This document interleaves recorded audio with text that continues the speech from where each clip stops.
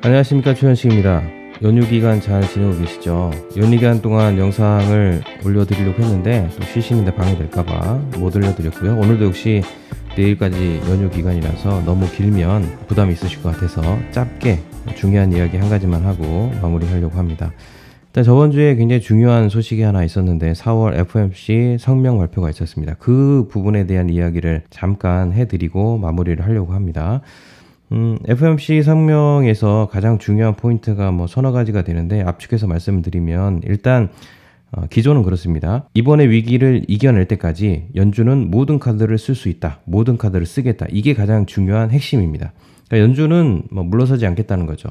한간에서 이런 얘기 있더라고요. 연준에 맞서지 말라.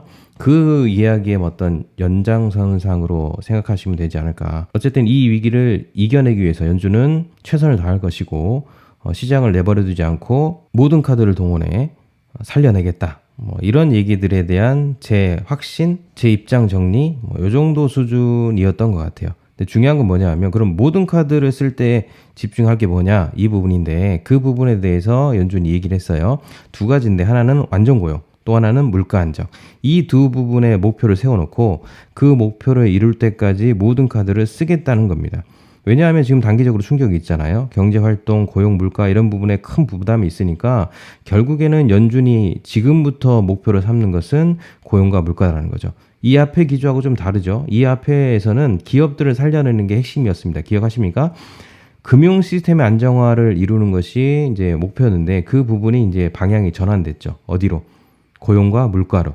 그럼 이제 고용과 물가가 완전한 상태로 가는 데까지 연준이 힘을 쓰겠다고 했으니까 그럼 고용과 물가가 안정을 이루는 단계가 어느 정도 수준이냐 이 부분이 가장 중요할 것 같은데 앞전에 이제 상황적인 것들을 가지고 보면 일단 물가 같은 경우는 이제 2%겠죠. 물론 이제 2008년 이후로 연준이 2% 물가를 향해 나아갔지만 2% 물가를 이루지 못했습니다. 1.8 7, 요 정도에서 왔다 갔다 했는데, 어쨌든 이번에도 물가는 2%일 것 같고요. 고용이라고 했을 때는 2010 문제가 발생하기 전까지 보면 3%, 요 정도 수준이지 않을까. 그래서 좀 넓게 보면 완전 고용이라고 했을 때는 3% 혹은 4에서 5%까지 요 정도의 고용이 될 때까지 연준이 최선을 다하겠다는 얘기고, 물가를 보면 역시 2%. 근데 지금 고용을 보면 심각하지 않습니까?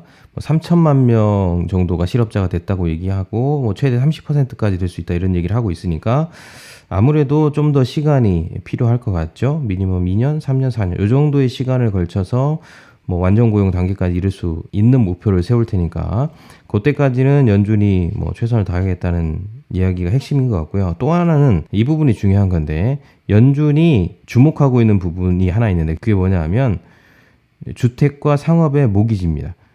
그러니까 주택과 상업용 모기지 담보부 증권에 대해서 시장이 원활하게 기능을 할 수 있도록 계속해서 사들일 각오를 가지고 있다는 것도 굉장히 중요한 포인트예요. 금융시장 안정화를 위해서 최선을 다하겠다는 이야기가 포함되어 있는 거죠. 정리를 하면 크게 세 가지인데 지금의 단기적인 충격, 경제활동, 고용, 물가가 문제가 있으니까 그 부분에 대해서 고용과 물가가 안정될 때까지 연준은 최선을 다해서 모든 카드를 쓰겠다.